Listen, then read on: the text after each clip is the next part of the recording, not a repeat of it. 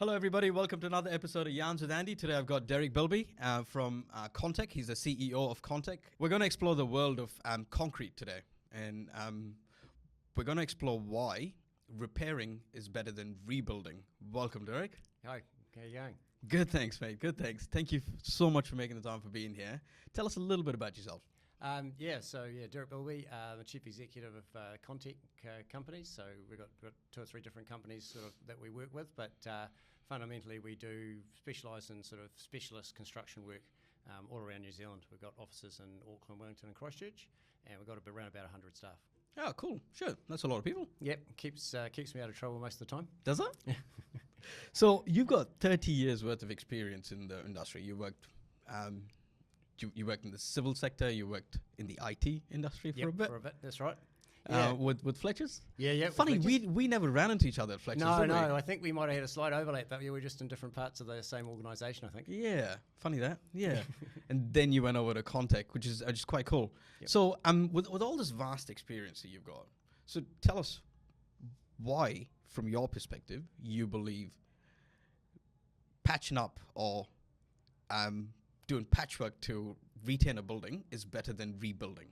I mean, where's the belief system? What's the belief system? The whole belief system is, I guess, if you come back to it, our business has kind of been set up around that. I mean, that's what we kind of do, and it's all about repair and refurbishment and extending the life of assets. It's a really big focus of what we do, and we've got. The business itself has been around for over 60 years, but over the last probably 30 to 40 years, that's been a really big focus, and we're kind of known in the industry to be really focused and be sort of experts in that space. And I think that's sort of what we bring. We've got an awful lot of staff in our business who have been there more than 25 years and are industry experts and recognised experts in that sort of extending the life of assets and really bringing that sort of, not just the sort of construction capability, but the whole background to it, design, implementation, methodology development, right into the sort of heart of asset life extension, repairing, that kind of thing. So tell me, from your perspective, what's the benefits of repair versus rebuild? The repair versus rebuild, obviously, is just the life extending the life of the assets. Okay, so I have a building. I have a building. Yep. Yep. There's cracks everywhere, whatnot. Yep. Sure that you guys do. It's a difficult choice for me now to go, do I just patch it up with a bit of concrete? Yep. Or do I pull it all down and rebuild it? Yeah. Oh, look, I think the key thing there is what are you trying to do with it, right? Exactly. Are you there to is there aspects of that asset that you want to maintain because it's got some heritage value, or it's got. Well, if it's a heritage building, you ain't touching it. I mean, you ain't pulling it down. But it doesn't necessarily be a heritage building, but there might be aspects to it that the use case for the building itself. Yeah, the use case for the building itself. That heritage value doesn't necessarily mean be of a national scale. It could just be something that you think is important to you. Or it might be that the structure of the building is something that you want to maintain. So it doesn't necessarily have to be all about heritage, but that's like if that's the best use case, there's the building as it sits, and you just want to extend the life of it and not replace it, then why not do that? I mean, from a sort of sustainability perspective, if that's part of your the sort of belief system that you're trying to play into, or it's part of your marketing for the building, and maybe as a building owner that you're wanting to lease out. If you want to have the sustainability piece as a part of your marketing thing, then repairing it, maintaining it, and refurbishing it, and bringing it up to current standards, could be a key part of that. And we see that quite frequently in terms of building owners really wanting to be able to use that as part of their marketing efforts, so that they can. So what you're telling me is you guys help with the greenwashing. Well, it's not necessarily greenwashing because it's a real story. Is it so you're patching up a building? Yep. So you could put it out on social media and help a company say they're sustainable. Yeah, no, I think you're missing a bit of a treat there. Am I? Okay, help me understand.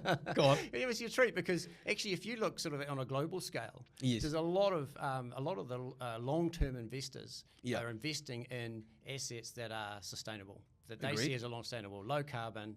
Refurbishment, low maintenance, or low running costs, low operational costs. Yeah, 15% of all our emissions come from construction in New Zealand. Absolutely, yep. And that's a known fact. Yeah. So I'm right there with you, right? Yeah, but I think it's. I'm trying to get down to the root cause of what you're solving. I think, but the bigger play is that if you look globally, the smart investors are all investing in the space. They see that it's better for them to be investing in sustainability and green, if you like, green investments. If it's a property perspective, they'd much rather be investing in a building that's been designed for the future or bought up to standard for the future than investing in an old asset.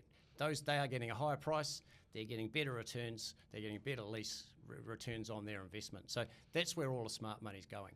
Interesting. I mean, even Formula One's got carbon neutral goals, which is crazy. Yeah, and hybrid engines and all the other stuff that goes with it, right? Even the 2026 regulations got new fuel coming into play, better cars coming into play, which all driving towards carbon neutral. Absolutely. It's all the same thing that's going everywhere, and so I think that we, from we're taking sort of global trends, if you like, and bringing them back, back here to New Zealand, but we're just reflecting what's happening everywhere else. Yeah, interesting. Now let's just touch on the carbon paradox, right? The concrete paradox, right? Which the concrete is the most unsustainable product. Yep. Known to mankind. Yep. That's the space you work in. Yeah. Yep. That's right. And you're sitting here talking to me about sustainability. Yep. Interesting. Yeah. I think the tricky thing is we haven't found a good alternative yet. A really good alternative. Have we not? We've found ways of making the core product itself more sustainable. But if you're wanting to put foundations in the ground, for a building, and you're wanting to, at the end of the day, you want something that's durable because it's sitting in contact with the ground. That's one of the best things. If you put steel in the ground, you've got corrosion potential issues over a long-term life. If you put concrete foundations down, as pretty much every building does, you know that it's going to have at least a 50-year design life, reliably 50-year design life, probably 100, probably 100 in all reality, with a bit of maintenance. But you can rely on that 50 years. So I think what we're seeing in the market is that we're seeing, the shift's not going away with changing the concrete out. The shift is how do we make the concrete, more acceptable in its current form. Durable. No, more acceptable. So what do you mean by acceptable? Well, in terms of giving it a lower carbon footprint by using supplementary cementitious materials, fly ash, slag, and other things to reduce the cement content, and that way we're creating we're kind of mitigating the impacts of that sort of bad carbon footprint that concrete has. Yeah, what I think I read a stat, or my team told me a stat before I came in here. What concrete contributes to 8% of all worldwide carbon emission. Oh, it's horrendous. It's a very carbon intensive process. Crazy, eh? Yeah, but you can go. Most concrete that's poured in New Zealand these days has a certain percentage of SEM, supplementary cementitious materials, to replace that cement out. And is that fairly new technology that's come into play? Oh, 10 years. 10 years, fairly new. Commonly, I think it's more common now than it was, definitely more common than it was 10 years ago, but SEMs have been in play for a long, long time. But what you're seeing now is, pretty much every mix that goes out the door has a degree of that.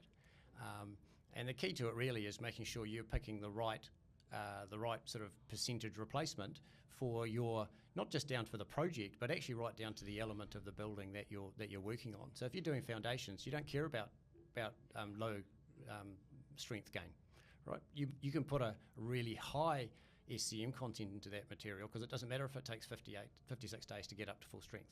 Whereas if you're doing a post-tension slab, you need high early strength because you're gonna start stressing that within 7 days. So you can't tolerate a really low strength gain. So you're going to end up having to put a lower less SEMs into it. But even then, we're still talking typically 20%. Yeah. Okay. And that reduces the carbon footprint of the concrete itself. Yep. And if you're doing a post-tension slab, it's very difficult to get a lower reinforcing concrete than a post-tension slab. Yeah, okay. So that's quite interesting, right? And that's like fairly new technology from what you're telling me, right? Yeah. 10 years? 10 years, yeah, relatively, yep. So why hasn't the concrete game learned from what's happened in the Roman age? And what do you mean?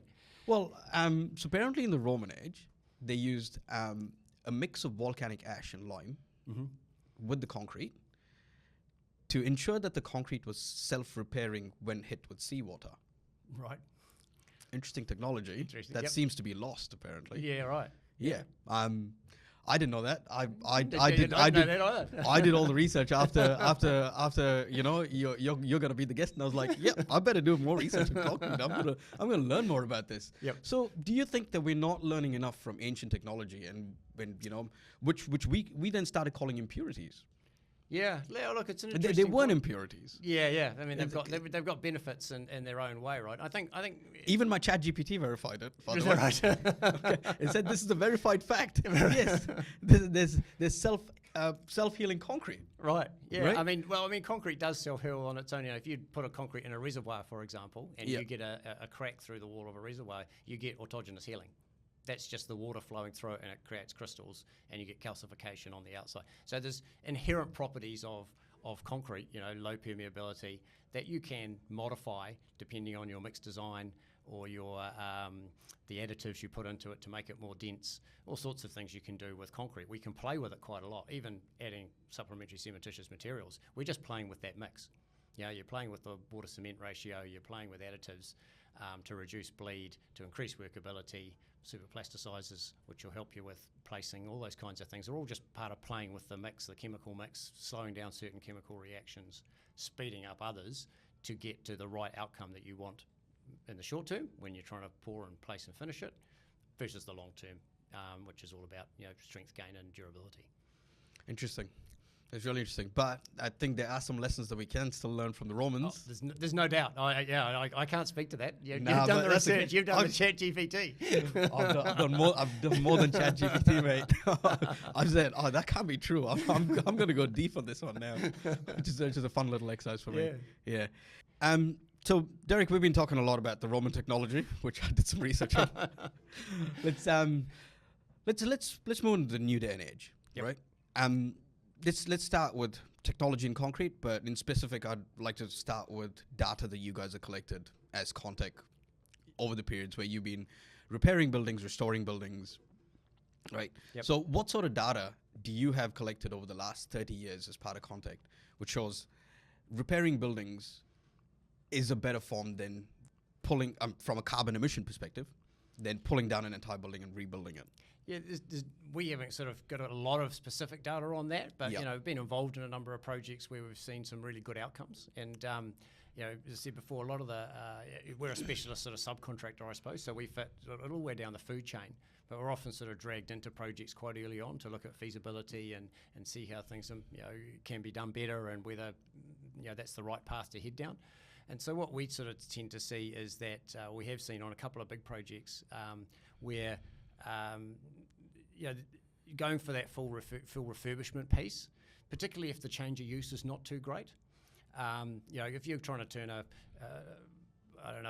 office building and make it into apartments, that's a relatively easy change because floor plates and they can be sort of divided up into things. But if you try to take an apartment building, try to take an apartment building and turn it into offices, that's going to be really hard to do because of all the inter-tenancy walls and things like that, right? So the changes in some cases can mean that it's just not economic to do it, and that's going to take you down a certain pathway, right?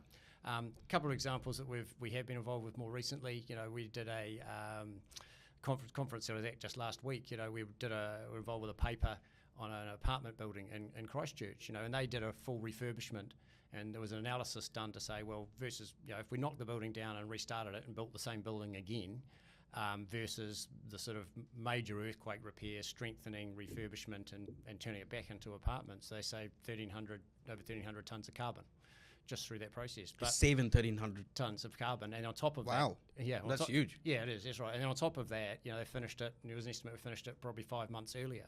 So if you think about it from an owner's perspective, way better cash flow. They were able to, didn't have that investment for the whole construction cycle. And obviously, the closer you get to the end, the more money you've spent and the longer you're holding on to it. So anything you can do to shorten up that construction time, and didn't have to take all that material away and bring it all back into site again. Because most of the carbon sits in the material, doesn't it? Yeah, absolutely. It's in the construction process, absolutely. It is a material where all the carbon But it's also, part of it's also the if you're going to demolish the building, it's all the emissions when you go over taking it down, Exactly. taking it And- away, and then bringing it all back again in a and new of form. chucking it to landfill. And taking it to landfill, all Yeah, of that, which is- trucking it. Yeah, so it's all an impact. Let alone looking at the nearby residents, the disruption on the roads and the traffic of doing a major construction project in the centre of the city. They're all parts of that need to be taken into account or can be taken into account in terms of how you might approach. Do you guys measure any of European- that data? Are you guys starting to measure any of that data? Again, we're not really in the place to actually look at that, but in this particular project, we were involved where in doing some post-tensioning work, but it was actually a really good use case because the client in this particular case was interested in having a look at that stuff, so we were able to leverage some of that in this paper that we've been involved with. We got analysed by a company in Singapore, and they've done a full carbon measure on the alternatives and then looked at the financial returns of that particular project at Oxford Terrace in Christchurch. And so there's a lot of data on that particular project about the difference between a full knockdown and refurbishment versus the strengthening. And even if you said, or even if they went to the point of doing a full knockdown and doing fully recycled materials to the kind of as most that they could do on that particular project, it still wouldn't be anywhere near as good as Interesting. as the refurbishment option. But then when you say the refurbishment option, there's always going to be a perspective that the asset owner is going to hold going, oh, these guys are just going to patchwork my building. How long is it going to last for? Well, at the end of the day, You know comes what I down mean? to I know, yeah, but it You're comes like- down to the quality of the build, right? It is. And it's perception, right? Of course. Somebody's done patchwork on my building. I don't have a new building. Well, I in just this have ca- in something this case, refurbed. in this case, they pretty much did because it was gutted and strengthened in place. So Yeah. it was a full refurbishment. But how do you change that mindset though? So when people are having that conundrum between, refurbishing an entire building, re-strengthening, seismic strengthening, the whole lot, versus pulling it down and rebuilding again, I think.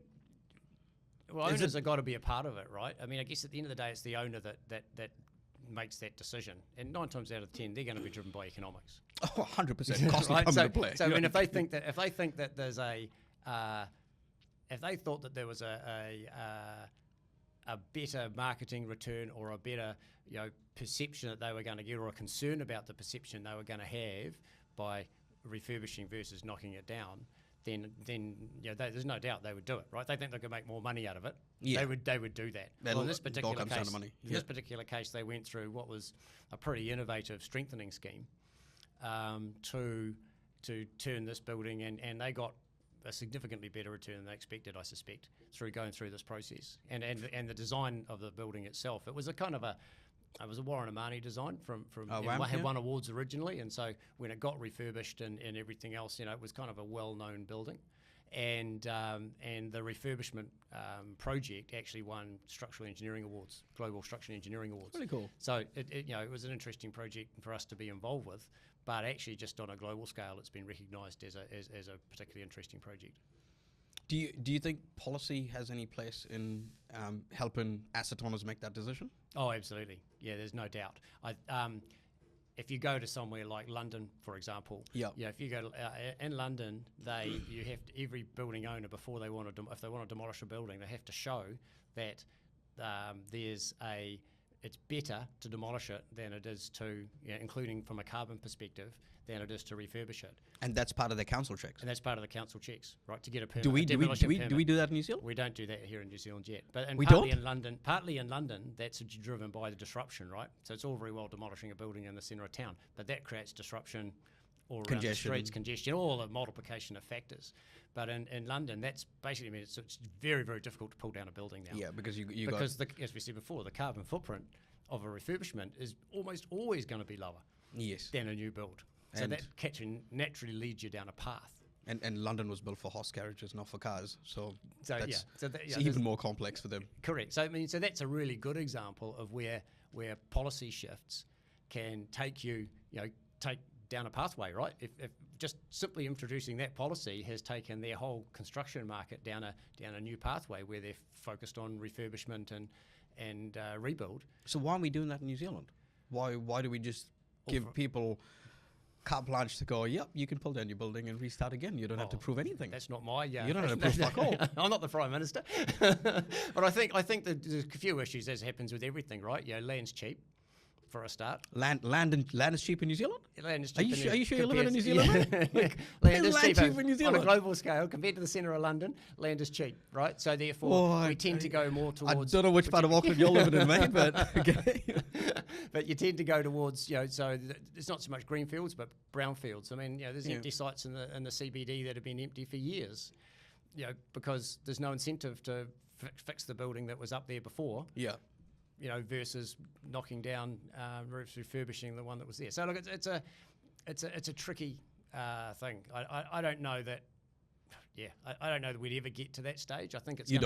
I think it's always going to come down to, in my view, to the investors, the owners, having a financial return or seeing a better financial return on doing because the owners of the building think they'll get a better return out of it. Unless policy influence. Unless there's a policy shift that says carbon's part of the mix.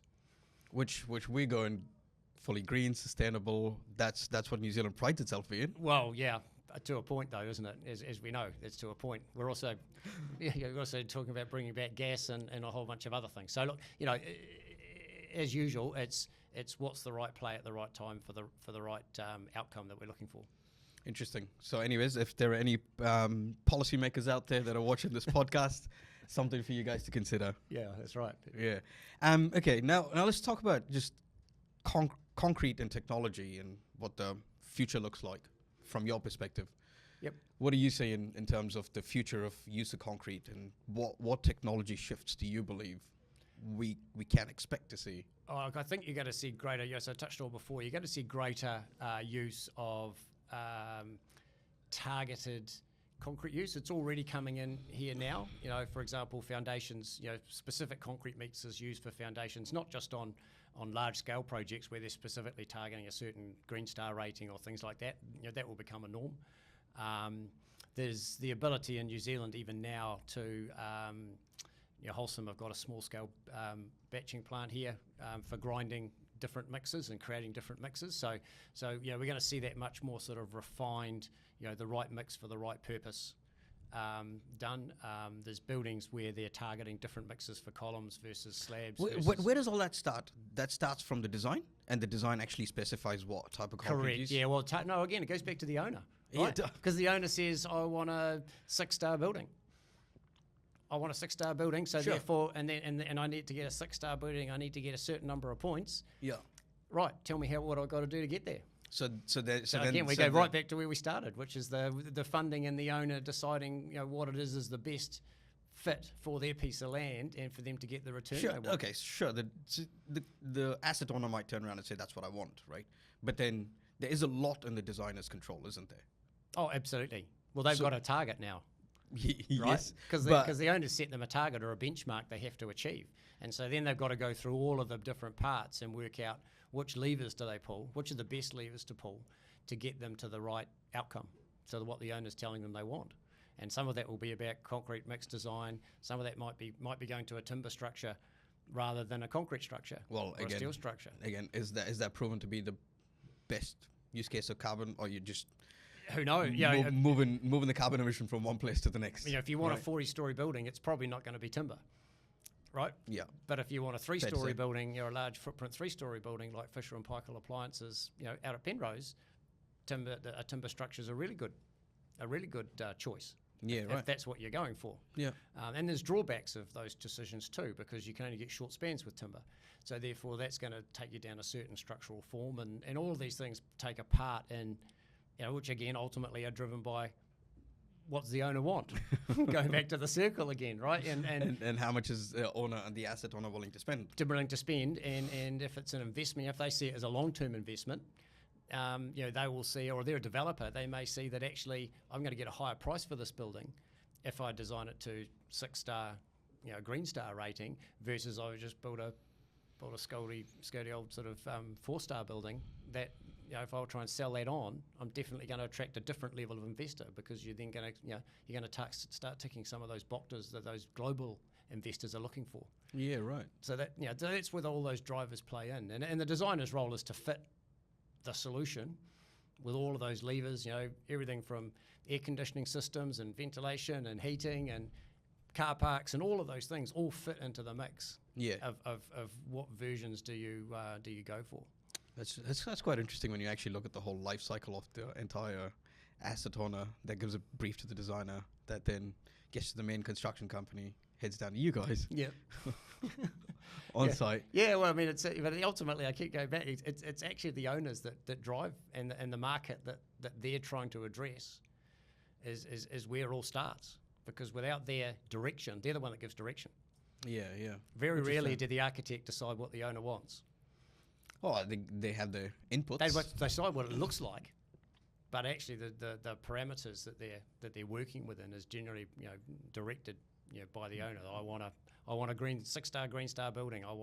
It's got to have so big. It's got to have so many levels, whatever it might be. Does the building code have anything to do with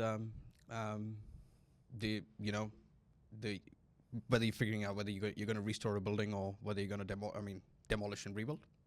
Building code's more about the standards that you've got to achieve. Only the standards. Standards you've got to achieve when you're doing it. So everything's benchmarked back to that, and your air conditioning has to meet certain standards and all those kinds of air changes and all those. Then you come back to your basic council checks and your inline inspections and so on and so forth. Correct. Which is driven by the building code, nothing else. Yep. Oh, interesting. Okay. Yeah. Sorry. Back to my technology question. Yeah. Sorry. What else can we see from a technology perspective that's going to come into play with concrete? You reckon? Oh, I guess if you took it slightly further than just the concrete itself, you're definitely seeing a bunch of things being done around like the reinforcing types. Yeah. So if you looked at, there's a bit of stuff being done there around GRP bars and things like that being used. It's still pretty niche and it's still very expensive, but there's certain niches where that expense can be justified. Steel's pretty hard to replace, just simply because it's so cheap and so easily workable and it's familiar, right? Yep. So therefore, it's the lowest cost option 9 times out of 10 from a reinforcing perspective. I think we're definitely seeing increased use of post-tensioning in structures. Post-tensioning is a really efficient way of constructing low-carbon buildings because you need such lower quantities of reinforcing per cubic metre. So you see more of that. They're probably the main sort of 2 main areas where you see it outside of sort of the supplementary materials and those kinds of things. Yeah. Okay. So we can't see in the foreseeable future you don't actually see concrete being replaced. I know. I'm struggling to see how it's out there. There's lots of people out there who have set out to replace concrete or come up with a new version of cement, but we're still waiting. I guess we'll be waiting for a long time to come. I mean, look, there's been some stuff done around geopolymers and the use of geopolymers as cement replacements. But again, they're really expensive. They're unreliable. In some cases, they're just really dangerous. Is not quite the right word, but there's a whole bunch of sort of health and safety effects from using these chemicals that don't necessarily make it. Is it an alternative? Yes. Is it better? That's at best questionable. We still use concrete for a good reason. Yeah, fair enough. Fair enough. I just want to loop back to that one question, Eric, where I want to talk about the risks revolved around refurbishment and restoring a building versus pulling it down and building a new one. Yeah. Yep. Give us your perspectives. Look, I think that there's no doubt that building a new building is a bit more straightforward. Because you're starting at the bottom, you're given a set of plans, build that, and there's always a bunch of unknowns, as most construction people would tell you. Once you've got to go out of the ground first, but then once you've done that, you've kind of got a much better handle on where you're heading because you've got a whole bunch of sets of plans and just do that. When you're trying to refurbish or upgrade an existing building, there's often a lot of unknowns. And so what we see is the key to taking that risk out is just doing your homework. The lose count of how many projects that we've gone into to do FRP strengthening or post-tensioning or something like that and found that the structure that was there before is not the structure that, or the designer thought was there and they put their design around, is not the structure that's there now. Different floor thicknesses, overlays have been put in. Working on a job at the moment where the guys are meant to be putting anchors into the concrete floor slabs and they're drilling right through the slabs into voids below. So that investigation phase is just really important, and it's the usual story. The more time and effort you put into working out what you've got, before you go and start designing it is going to give you a much better result. a much better result because you're 100%. just taking out the unknowns. Yeah. So I mean, there's a whole bunch of technology out there now that can help with this stuff. So it's a LiDAR scans, 3D scans. Your 3D scans, GPR, Yeah. to look at reinforcing, how much reinforcings and things. You won't find bar diameter, but you'll get a good understanding of what the level of reinforcing is. Ultrasonic pulse echo will tell you whether you've got discontinuities or voids in your concrete. Yeah, okay. Covers can all be checked through cover meters. You know There's what? a whole bunch of stuff you can do in this space. We're actually working, we're just collabing with another company that does that. That does 3D scans. Oh, yep. 3D 360. I don't know if you've heard of them. No, yeah. Guy by the name Rob. Really cool guy. Where he's now gone and actually scanned the entire a building. Yep. And we've developed technology at Strategic Planning where we take his 3D scans and do a full bill of quantities out of it, which is a full structured bill of quantities. Yep. Directly out of the 3D model. Right. Yep. Yeah. So we're collabing with Rob to see how that's feasible and possible for the industry. So that's something that's going to help. Well, that's you part, guys. and that's part of it, right? But the third part of that gives you the quantities, but it doesn't tell you that that inside that column that how many bars there are, right? I can't tell you that. No, exactly. It's more than the scan. And you have as-built drawings, right, which will Yes. tell you what should be there, Yes. right? But if you're relying on the As-built reinforcing drawings bars, that are 50 years old. 50 years old. Well, if you're Hand relying drawn. on that column, if you're relying on that column having bars in certain locations because you're trying to fix a plate on for a steel beam or something like that, then you need to know that stuff, right? 100%. And that's often the bit that catches you out. That catches you out on Yeah, site. yeah. Like I said before, you drill a hole in a slab because you want to anchor an FRP layer, and you go instead of drilling an 80 mil hole, you pop out the bottom side of the slab. Yeah. Well, now you're really in trouble because you've got nothing under the slab, and you still can't anchor your FRP. So Fair. That's everybody fair. got to wait. So I mean, I think there's But the beauty is technology is catching up. correct, absolutely, And it's an option. And, it's And an option. we've been part of the solution as well, which I didn't even realize till this conversation, which is crazy. Yeah, that's right. I Which mean, is crazy. there's lots of stuff out there that we can do, and it's just a case of how do we. Owners have got to probably recognise that if they spend that time and effort up front to do the scans, to do the investigation work, it seems expensive. But it'll Wait save till them wait till you boatload get of on money. site and you've got 5 guys standing there waiting for an answer, waiting for the engineer. with craneage up, with scaffold up, all your plant labour materials hanging around on Correct. site doing fuck all. Yep, correct. Yep. Yep. And now you got a real problem. On your And hands. that's how you end up in a dispute. Correct. Yeah, and nobody wants to pay. Yes. And then you're going all full legal and it's a full blown fucking battle. Yeah, exactly right. I've been exactly there right. one too many times. So look, I think it's that sort of tech piece. That's probably one place where I don't think we're necessarily seeing as much of that. But as this repair and refurbishment, gets to be more and more involved, I can sort of see where that's heading. Yeah. As I said, I was in this conference in Istanbul last week. Oh, yeah? And there was a lot of talk about this stuff. Around asset owners understanding more about their assets, not just to because of they're doing refurbishment work, but just understanding the condition of their buildings, and how do they manage that over the life cycle of the asset? Building, if you like, that health record of their asset over the life of it. There's a lot of that stuff going on internationally. And we're seeing the start of it here, but I think there's still some opportunities for a lot more. I think there's huge opportunities here, eh? Huge opportunities. Anyway, I think enough of concrete talk. What do you reckon? Sounds good to me. Yes, it is, mate. Now, I just want to move on from construction, concrete. Let's talk about you, mate. What makes you tick? Oh, look, I think Outside of all this construction world, yeah. right? What tickled your fancy? Which actually- What's your passion? I think what if do you you do? spoke to my wife, you'd say she's probably sound pretty passionate about construction and working. And I Well, think we just said we won't talk about I construction. don't know, mate. Come on, Derek. but that's Go what back to I've construction. been doing it for 35 years. But actually, one of the things that's interesting about it is that you have these teams of people, and you get really tight. I mean, one of the things I do in my spare time is I like road cycling. Road cycling? Yeah. Oh, yeah, that's cool. And I got but the guys I ride with socially are almost all come from a construction background. Oh, that's funny. Right, Yeah. so and because some of us work together, some Yeah. of we're dads from school and all that kind of thing. But our connection actually is we all worked In construction. in construction. And you all have shared trauma. And Is yeah, that that's cool? right. Well, we compare notes about who knows what's going on and Funny. what's coming up, and Yeah. one of them's a managing director of a consultancy firm, so Yeah. it's interesting to me to hear what he's doing and what he's seeing in the market, you know, versus different people. We work in different parts of the market, but we have shared experiences and our roles mean we have different perspectives on things, and we talk about that a lot. So, yeah, I mean, I'm pretty similar. I like playing golf, but most of the people I play golf with are from construction. Well, there you go. You see, I think there's something about the teams that you have in construction. You know, it is high pressure at times. You know, it's pretty tough to attract young people into construction these days. Is it? Because why do you think that is? Oh, I think it's the hours.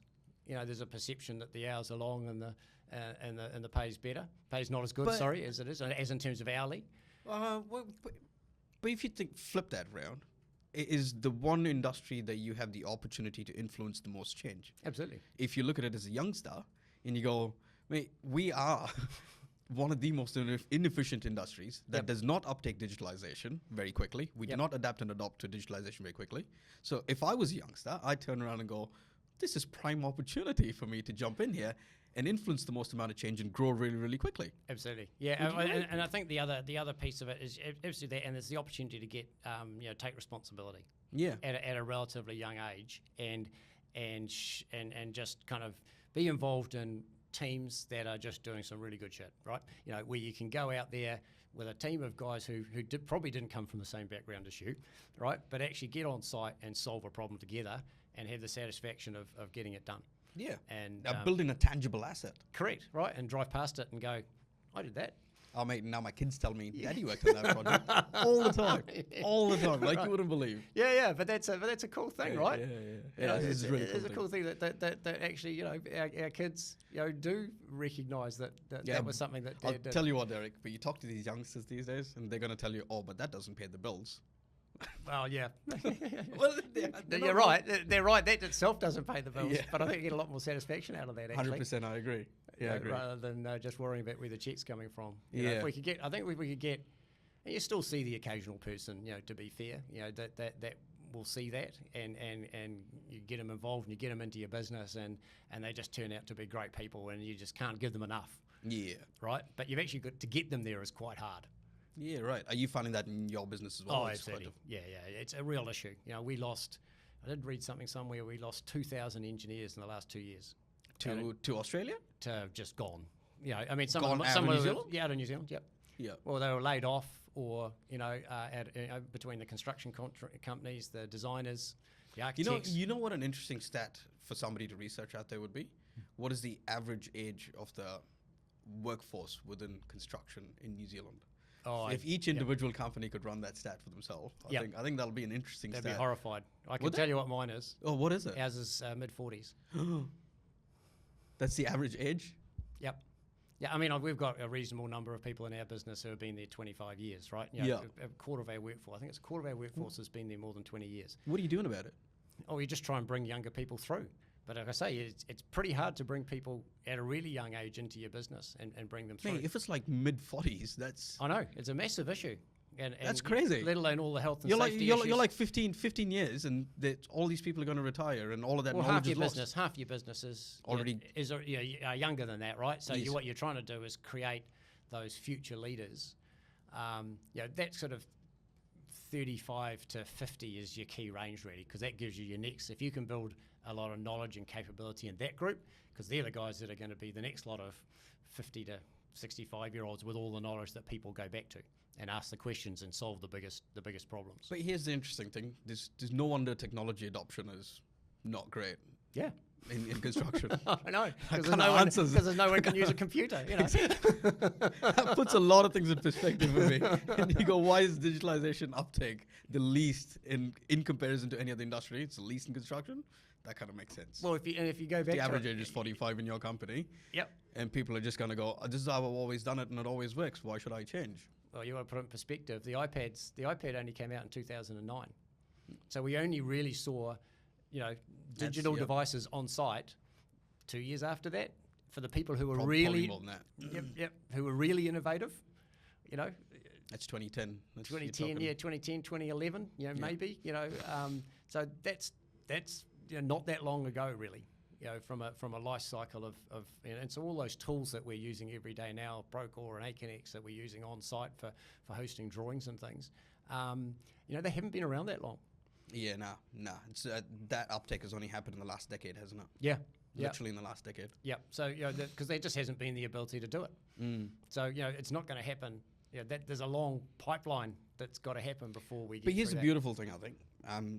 The shift from this point on with the adoption of AI is going to happen extremely quickly. Absolutely. Yeah, I agree. Extremely quickly. Yeah, and you'll see as we get, obviously as those people come through, the people in there who are picking those devices up now and get to positions of responsibility, you're going to see that accelerate too as they get familiar with the tech and can see how they used it. And start abusing the tech. Yeah, well, that's all goes part of it. Yeah. Anyways, Derek, I really enjoyed our chat, mate. This is really, really, really cool. I learned a lot about concrete. And, didn't bore you to tears, hopefully. I had a really interesting conversation. I hope the listeners enjoyed the conversation because this is it's a fun conversation. Yeah, it's different. It's different. Like we've had multiple different guests come through talk about sustainability. I don't know if you know Mutu. Oh yes, yep. Ben Redwood, Yep. which spoke a lot about sustainability on his, and so it's interesting for me that all my episodes tie into one another, and I learn so much. So it's really cool. I enjoy this. But thank you so much for your time. No, thanks for the opportunity to come and have a chat. I really enjoyed it. All right, mate. Thank you so much.